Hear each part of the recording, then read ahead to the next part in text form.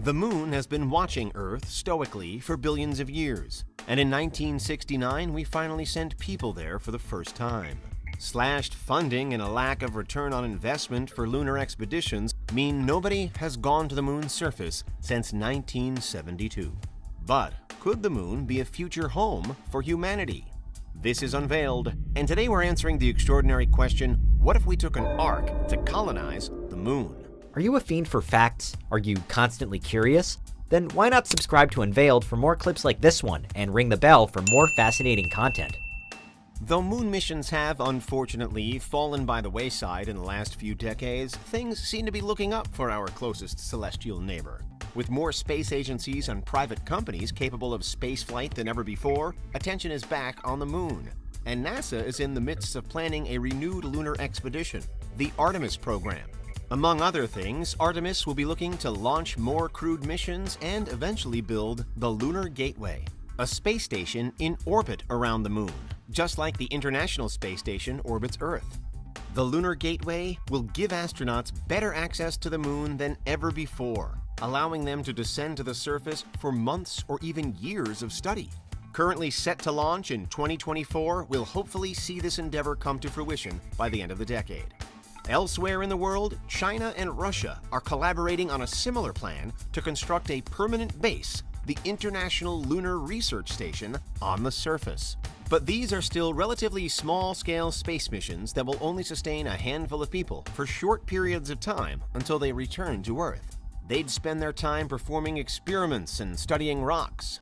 Valuable as this research is, people around the world are all watching the various space agencies to see which one will be first to establish a true human colony on another world, the likes of which we've only seen so far in science fiction. The construction of a permanent settlement on the moon might require a far bigger, more ambitious plan than NASA and the China National Space Administration are currently entertaining. It might require an ark. An ark is an enormous starship capable of sustaining a population of thousands completely independently. You'll usually see them appear in fiction as generation ships, crafts that can support a large population for the hundreds or thousands of years it could take for the ship to reach another star system and a potentially promising exoplanet, or perhaps to exist in space indefinitely. Researchers at the University of Arizona have proposed that we build a Noah's Ark on the moon inside lunar lava tubes. But this wouldn't be a generation ship, it would be a base containing DNA samples from every species on Earth to protect Earth's ecosystem from a doomsday event like a giant asteroid impact. When we talk about sending an ark to colonize the moon, we mean an enormous spaceship, the only difference being that it won't need to travel large distances in space. It also wouldn't be particularly far away, so a disaster that affects the food or water supply could be rectified with support from Earth, unlike a similar disaster striking deep in space. And we wouldn't need to go through the trouble of developing artificial habitats after arrival. Everybody would already be living inside the ark. The ark itself would be the colony as soon as it landed on the moon. But why would we consider building an ark and taking it to the moon in the first place? Isn't it a little pointless to construct such a large and elaborate starship only to take it to the moon, which is, on average, only 239,000 miles away? Well, there are two major reasons why this could become an attractive idea. The first is if a cataclysmic event strikes Earth and makes it uninhabitable. This could be a giant asteroid impact, the eruption of a supervolcano, a deadly plague, a nuclear war, or something else equally devastating.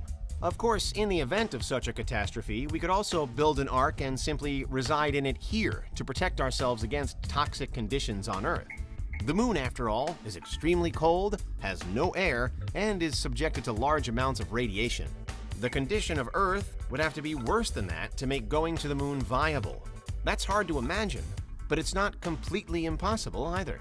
Alternatively, the second reason might be that the moon contains resources and minerals so profitable that the expense of constructing and crewing an ark would actually be cost-effective.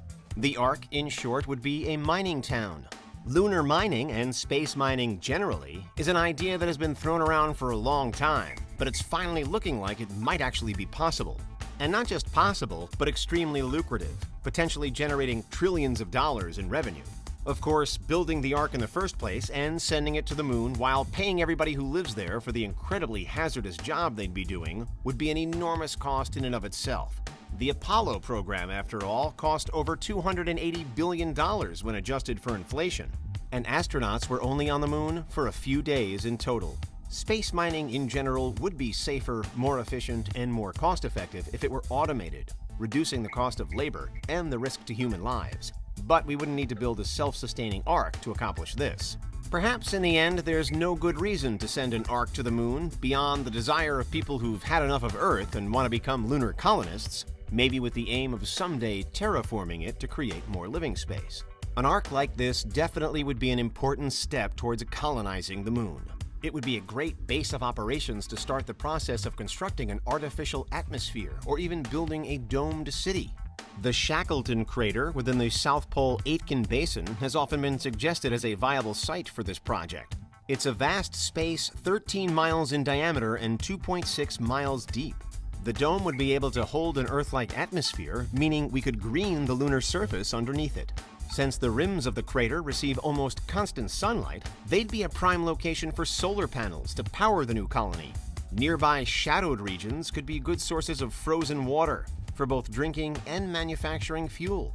People living on the ark would be working on the construction of the dome, which could enable cheaper and more effective lunar mining and research further down the line. Even better, if we can do this on the moon, we could potentially do it anywhere, using the ark as a colony and base camp and expanding from there. Mars, Titan, Europa, and even planets in other star systems could become habitable worlds thanks to what we learn by sending an ark to the moon. Titan in particular seems like a prime candidate, thanks to its dense atmosphere that blocks radiation, lakes of liquid hydrocarbons to provide fuel, and plenty of water ice. But what would life on the ark really be like? One comparison that already exists on Earth is the isolated town of Whittier, Alaska. Most of the residents in Whittier live in one building, Begich Towers, which also contains the police department, post office, a grocery store, laundromat, and hospital. People in Whittier describe the communal living conditions as making them one big family. People generally help each other out, although there's also not a lot of privacy. It's so isolated, frequently getting buried in snow and ice with very few ways in or out, that it's a good example of what an ark where everybody lives communally under one roof that contains all amenities would be like. The moon would be far more isolated and hostile than the Alaskan wilderness, but since it's the moon rather than another planet, it would still be relatively close. Unlike taking a generation ship into deep space, this would be a journey you could return from. Moving to the moon could be the same as immigrating to another country. You'd have the option to move back if it wasn't for you. Someday soon, humanity's wildest dreams of journeying to other worlds and building thriving communities there could be a reality, beginning with our very own lunar neighbor. And that's what would happen if we took an ark to colonize the moon. What do you think? Is there anything we missed? Let us know in the comments, check out these other clips from Unveiled, and make sure you subscribe and ring the bell for our latest content.